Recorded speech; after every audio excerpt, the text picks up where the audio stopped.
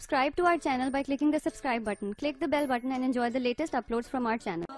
अस्सलाम वालेकुम व्यूअर्स, उम्मीद है कि आप सब खैरियत से होंगे। आपको ये वीडियो पसंद आए तो लाइक और शेयर करना ना भूलें।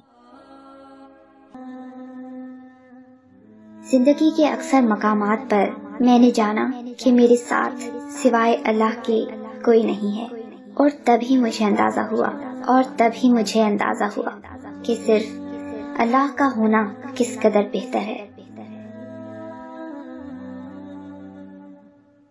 जब ये पता चल जाता है कि जिंदगी क्या है, तब जिंदगी अपनी आखिरी सांसों में होती है।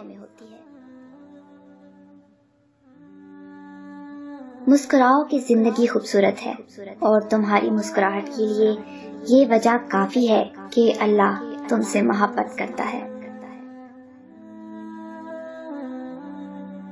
जिंदगी बहुत खूबसूरत है अगर साथ चलने वाले मुनाफिक ना हो।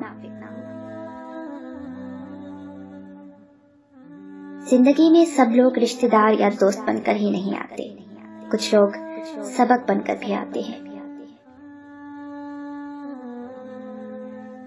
जिंदगी में कसम, कदम और कलम बहुत सोच समझ कर उठाना।